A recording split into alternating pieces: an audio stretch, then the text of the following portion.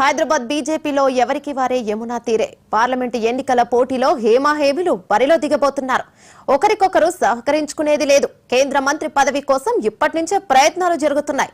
సొంత పార్టీలో తమకు పోటీగా ఉన్న నేతలకు చెక్ పెట్టే నేతలు వ్యూహాలు రచిస్తున్నారు. దీంతో నేతల మధ్య సమన్వయ లోపం ఉన్నట్లు స్పష్టంగా కనిపిస్తోంది. ఇలాగైతే మొదటికే మోసం అవుతుందంటోంది బీజేపీ క్యాడర్. మరి హైదరాబాద్ లో బీజేపీ పరిస్థితి ఏంటి?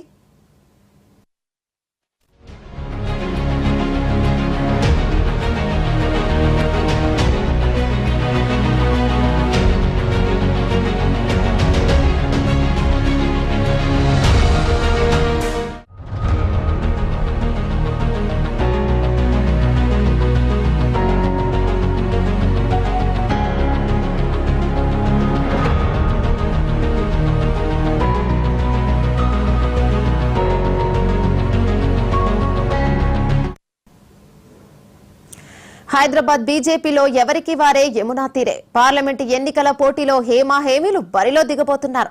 ఒకరికొకరు సహకరించుకునేది లేదు. కేంద్ర మంత్రి పదవి కోసం ఇప్పటి నుంచే ప్రయత్నాలు జరుగుతున్నాయి.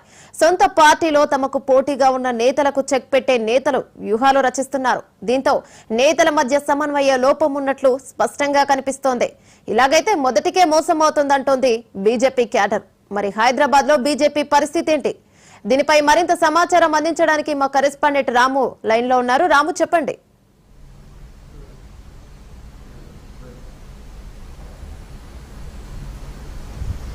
రాము, చెప్పండి.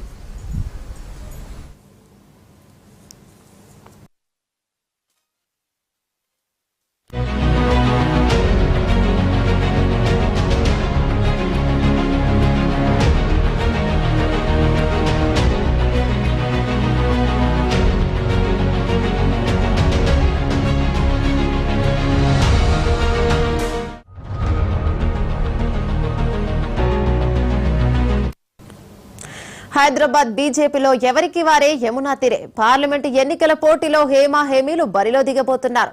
ఒకరికొకరు సహకరించుకునేది లేదు. కేంద్ర మంత్రి పదవి కోసం ఇప్పటి నుంచే ప్రయత్నాలు జరుగుతున్నాయి. సొంత పార్టీలో తమకు పోటీగా ఉన్న నేతలకు చెక్ పెట్టే నేతలు వ్యూహాలను రచిస్తున్నారు. దీంతో నేతల మధ్య సమన్వయ లోపం ఉన్నట్లు స్పష్టంగా కనిపిస్తోంది. ఇలాగైతే మొదటికే మోసం అవుతుందంటోంది బీజేపీ క్యాడర్. మరి హైదరాబాద్ లో బీజేపీ పరిస్థితి ఏంటి? ఇదే అంశంపై మా కరెస్పాండెంట్ మధు లైవ్ అందిస్తారు. ఇప్పుడు ఇదే అంశంపై మా కరెస్పాండెంట్ రాము మరింత సమాచారం అందిస్తారు. రాము, చెప్పండి. పార్లమెంట్ ఎన్నికలను బీజేపీ ప్రతిష్టాత్మకంగా తీసుకుంది. ఈసారి ఎలాగైనా మెజార్టీ సీట్లు అంటే 400 పైగా సీట్లు సాధించాలి, మరోసారి అధికారం రావాలని చెప్పేసి హ్యాట్రిక్ సాధించాలని చెప్పేసి ఊరిల్లుతుంది. అందులో భాగంగానే ఒక ప్రణాళికాబద్ధంగా కూడా ముందుకు వెళ్తున్నటువంటి పరిస్థితి ఉంది. మొత్తంగా 17 మంది అభ్యర్థులను తెలంగాణలో ప్రకటించింది. అయితే ఇందులో కూడా సీనియర్ లీడర్లు హేమాహేమీలు ఈసారి బరిలో దిగుతున్నారు. వీరిలో దాదాపు 7 పార్లమెంటు స్థానాల పరిధిలో ఉన్నటువంటి అభ్యర్థులు ఈసారి గెలిస్తే మాత్రం కేంద్ర మంత్రివర్గంలో చోటు దక్కుతుందని చెప్పేసి కూడా ఒక ప్రచారం అయితే ఊపందుకున్నటువంటి పరిస్థితి ఉంది. ఈ నేపథ్యంలోనే వారు ఎలాగైనా గెలవాలని చెప్పేసి ఒక ప్లానింగ్తో వాళ్ళు ముందుకు పోతుంటే మాత్రం ఏదైతే గెలిస్తే ఎలాగూ కేంద్ర మంత్రి పదవి వస్తుంది కాబట్టి తమకెక్కడ పదవి దక్కదు అని చెప్పేసి మిగిలిన నేతలందరూ కూడా ఎవరికి వారే కూడా సమన్వయం లేకుండా కూడా ముందుకు వెళ్తున్నటువంటి పరిస్థితి ఉంది. ఒకరి నియోజకవర్గంలో మరొకరు ఎత్తులకు పై ఎత్తులు వేస్తున్నారని చెప్పేసి కూడా కొన్ని ఊహాగానాలు అయితే వినిపిస్తున్నటువంటి పరిస్థితి ఉంది. మొత్తంగా ఈ 7 ఏదైతే చూసుకుంటున్నట్లయితే మల్కాజిగిరి కావచ్చు, మెదక్ కావచ్చు, అదేవిధంగా మహబూబ్ నగర్, ఇటు కరీంనగర్, నిజామాబాదు, చేవేళ్ల వంటి స్థానాలు ఉన్నాయి. ఇటు సికింద్రాబాద్ ఉంది. మొత్తంగా 7 స్థానాల పరిధిలో ఏదైతే అభ్యర్థులు బరిలో ఉన్నారో వీరు హేమాహేమీలు కావడం. ఇప్పటికే సికింద్రాబాద్ నుంచి కిషన్ రెడ్డి కూడా కేంద్ర మంత్రిగా ఉన్నారు. సో మరోసారి గెలిస్తే ఇక్కడ ఈ 7 స్థానాల్లో ఉన్నటువంటి నేతలు ఎవరన్నా ఉన్నారో వారందరూ మరోసారి ఈసారి గెలిస్తే మాత్రం కేంద్ర మంత్రివర్గంలో చోటు దక్కే అవకాశాలు ఉన్న నేపథ్యంలో వారు నియోజకవర్గంలో ప్రచారం చేసుకోకుండా పక్క నియోజకవర్గాల్లో చూస్తున్నారు. తమ క్వార్టర్ని కూడా అక్కడ పెట్టేసి వారి మీద వ్యతిరేకంగా ప్రచారం నిర్వహిస్తున్నారు. అక్కడ ఉన్నటువంటి ఇతర పార్టీలకు సంబంధించినటువంటి అభ్యర్థులు నేతలు ఎవరైతే ఉన్నారో వారికి సహకరించే విధంగా చేసుకుంటున్నారు. ఒకరు ఆ పార్టీలోనే ఇంటర్నల్గా గ్రూపు తగాదాలు ప్రోత్సహించుకుంటున్నారని చెప్పేసి కూడా ఒక ప్రచారం అయితే ఊపందుకుంది. ఈ నేపథ్యంలోనే బీజేపీలో లుకలుకలు బయటపడడంతో కూడా కేంద్ర అధిష్టానం కూడా దీన్ని కొంత సీరియస్గా తీసుకుంటున్నట్లు కూడా మనకు సమాచారం అందుతుంది. ఇప్పటికే అమిత్ షా దీని మీద సీరియస్గా ఎఫెక్ట్ పెట్టినట్టు కూడా తెలుస్తుంది. 3వ దశ ప్రచారంలో ఇక్కడికి వచ్చిన తర్వాత లీడర్లందరినీ కూర్చోబెట్టి సమన్వయం చేసే బాధ్యతను కూడా తీసుకునే అవకాశాలు ఉన్నాయి. ఇప్పటికే ఏదైతే కేంద్ర ఎన్నికల కమిటీ కూడా దీని మీద కొంత సీరియస్గా ఎఫెక్ట్ పెట్టింది.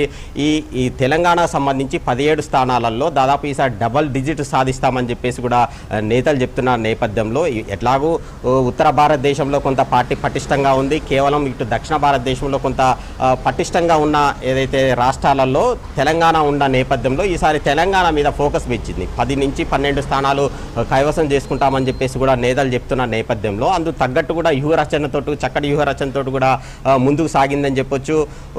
ముందుగానే 17 మంది అభ్యర్థులను కూడా ప్రకటించి ఎన్నికల బరిలో నిలిపిన నేపథ్యంలో ఇక ప్రచారంలో దూసుకుపోవాలని ఓ వైపు చెప్తున్నప్పటికీ కూడా ప్రచారం చేసుకోకుండా పక్క నియోజకవర్గాల్లో వేలు పెడుతున్నారని చెప్పేసి కూడా ఇప్పటికే ఒక ఊహాగానాలు వినిపిస్తున్నాయి. ఈ నేపథ్యంలో కొంత కేంద్ర అధిష్టానం కూడా బీజేపీ అధిష్టానం కూడా సీరియస్గా దృష్టి సారించింది.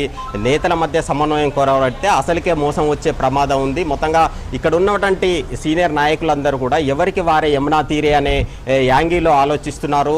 ఒకరికి ఒకరు ఓడగొట్టుకునే ప్రయత్నాలు కూడా ఇంటర్నల్గా ప్రారంభించారని చెప్పేసి కూడా ఒక రకమైన ప్రచారం అయితే జరుగుతుంది. సో ఈ ప్రచారాన్ని కూడా అధిష్టానం కొంత సీరియస్గా దృష్టి సారించింది.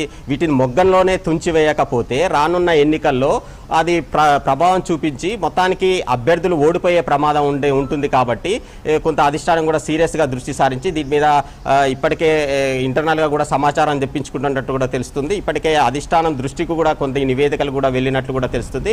ఓవరాల్గా ఈ 17 స్థానాల్లో ఎవరెవరు ఏం చేస్తున్నారు, ఎవరెవరు ప్రచారంలో ముందుకు దూసుకుపోతున్నారు, ఎవరెవరు ప్రచారంలో కొంత వీక్గా ఉన్నారు అనే దాని మీద కూడా కొంత అధిష్టానం కూడా దృష్టి సారించినట్లు తెలుస్తుంది. మొత్తంగా ఈ గ్రూపు తగాదాలు కావచ్చు, సమన్వయం కొరవడినటువంటి నేతలను కావచ్చు, వారందరూ కూడా పిలిపించుకునే ప్రయత్నం చేయబోతుంది. అదేవిధంగా ఇక్కడ ఉన్నటువంటి నేతలు ఎవరైతే ఉన్నారో వారిని ఇక్కడికి వచ్చినప్పుడు ప్రచారానికి వచ్చినప్పుడు ఆ నేతలను కూర్చోబెట్టి వారి మధ్య సమన్వయం కుదిర్చే ప్రయత్నం కూడా చేయబోతుందని చెప్పేసి కూడా మన దృష్టికి అయితే వస్తుంది. మొత్తంగా చూసుకుంటున్నట్లయితే ఇక్కడ ఏదైతే గతంలో ఇతర పార్టీల నుంచి వచ్చినటువంటి లీడర్లకు ఇప్పుడు ప్రస్తుతం టికెట్లు ఇచ్చారు, ఆ లీడర్ల పరిస్థితి కూడా కొంత అగమ్య గోచరంగా ఉందని చెప్పేసి కూడా ఒక ప్రచారం అయితే ఊపందుకున్న పరిస్థితి ఉంది. ఇప్పటికే ఎవరైతే ఆ లీడర్లు ఉన్నారో వారికి కూడా సహకారం అందించాలి. ఇప్పుడు ఎవరైతే సీనియర్ బీజేపీ లీడర్లు ఉన్నారో ఆ సీనియర్ బీజేపీ లీడర్లు ఎవరైతే ఉన్నారో వారందరూ కూడా కొత్తగా వచ్చినటువంటి ఇతర పార్టీల నుంచి ప్రస్తుతం బీజేపీలో టికెట్ సంపాదించుకున్నటువంటి నేతలకు సహకరించే విధంగా కూడా కేంద్ర అధిష్టానం కృషి చేయబోతుంది అని చెప్పేసి కూడా సమాచారం అందుతుంది. ఇప్పటికే కొంతమంది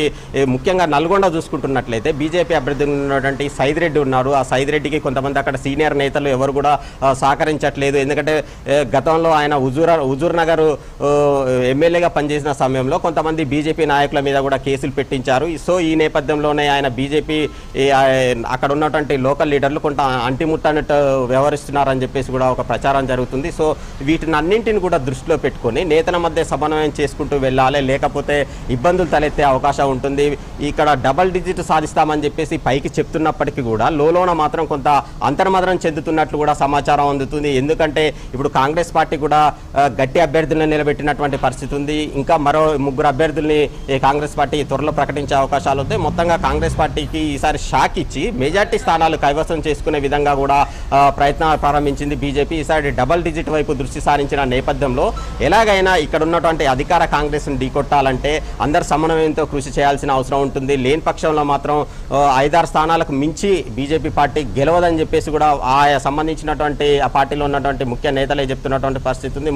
ఏదైతే ప్రస్తుతానికి నేతలు అందరూ కలిసికట్టుగా పనిచేస్తే మెజార్టీ సీట్లు సాధించిన తర్వాత ఎవరికి మంత్రి పదవి వస్తుంది, ఎవరికి ఇతర పదవులు వస్తాయి అనేది అది తర్వాత విషయం. ప్రస్తుతానికి అందరూ కలిసికట్టుగా ముందుకు సాగాలి, లేకపోతే అసలుకే ప్రమాదం వచ్చే అవకాశం ఉన్న నేపథ్యంలో కొంత అధిష్టానం కూడా దీని మీద సీరియస్గా దృష్టి సారించినట్లు కూడా మనకు సమాచారం అందుతూ ఓవరాల్గా ఇక్కడ ఉన్నటువంటి నేతల మధ్య కూడా సమన్వయం కొరవడింది. ఎవరికి వారే యమునా తీరే అనే యాంగిల్లో కూడా నేతలందరూ కూడా వ్యవహరిస్తున్నారని చెప్పేసి కూడా బీజేపీ అధిష్టానం గుర్తించింది. దీనికి సంబంధించినటువంటి ఒక హై ఇంటెలిజెన్స్ రిపోర్ట్ను కూడా బీజేపీ పార్టీ కి వెళ్ళిందని చెప్పేసి కూడా తెలుస్తుంది. ఈ నేపథ్యంలోనే అమిత్ షా కూడా దీని మీద సీరియస్గా ఎఫర్ట్ పెట్టి ఇక్కడ ఉన్నటువంటి నేతల మధ్య ఉన్నటువంటి పొరపచ్చలు ఏవైతే ఉన్నాయో వాటిని అన్నింటిని కూడా సమసిపోయే విధంగా వారందరినీ కూడా కూర్చోబెట్టి మాట్లాడే అవకాశాలు స్పష్టంగా కనిపిస్తున్నాయి. ఇప్పటికే కొన్ని పార్లమెంటు స్థానాల్లో మాత్రం కొంత అభ్యర్థులు మాత్రం ప్రచారంలో దూసుకుపోతుంటే మరికొన్ని స్థానాల్లో మాత్రం కొంత వెనుకబడిపోతున్నారని చెప్పేసి కూడా అధిష్టానం గుర్తించింది. ఆ వెనుకబడిపోయినటువంటి స్థానాలు కావచ్చు, ఏదైతే గెలిస్తే కేంద్ర మంత్రి పదవి వస్తుందని చెప్పేసి ఉన్నటువంటి సీనియర్ నేతలు ఎవరైతే ఉన్నారో ఆయా నేతల మీద కూడా ప్రత్యేకంగా ఫోకస్ పెట్టినట్లు కూడా మనకు సమాచారం అందుతుంది. దాదాపు 7-8 నియోజకవర్గాల్లో ప్రత్యేకంగా దృష్టి సారించి ఆయా నేతలు గెలిచిన తర్వాత వారికి ఏ విధంగా అకామిడేట్ చేస్తారు, పదవులు వారికి ఏంటి అనేది తర్వాత చూసుకోవచ్చు. ముందైతే మీరు గెలవాలి అనే యాంగిల్లో అందరు కలిసికట్టుగా ముందుకు సాగాలని చెప్పేసి కూడా అధిష్టానం వారికి సూచించినట్టు కూడా ఇంటర్నల్ గా మనకు సమాచారం అందుతుంది. మొత్తంగా కలిసికట్టుగా లేకపోతే మాత్రం ఈసారి మాత్రం బీజేపీ బోల్తా పడటం ఖాయం. పార్లమెంట్ ఎన్నికల్లో మెజార్టీ సీట్లు సాధించడం అంటే డబల్ డిజిట్ సాధించడమేమో కానీ అసలుకే ప్రమాదం వచ్చే అవకాశం ఉంది. కాబట్టి బీజేపీ అధిష్టానం మీద దీని మీద ప్రత్యేకంగా దృష్టి సారించే అవకాశాలు మాత్రం స్పష్టంగా కనిపిస్తున్నాయి. రైట్ రాము, అయితే ఇప్పుడు బీఆర్ఎస్ పార్టీకి ఎలాగో స్కోప్ లేదు, అది ప్రజలకు అర్థమైపోయింది. అయితే ఇప్పుడు బీజేపీలో ఎవరికి వారే యమునా తీరే అన్నట్టుగా ఉన్న ఈ గొడవలు, ఈ ఘర్షణలు చూస్తే ఇది కాంగ్రెస్ పార్టీకి ఈ ఎన్నికల్లో ఏమైనా ప్లస్ అయ్యే అవకాశం ఉందని చెప్పుకోవచ్చా?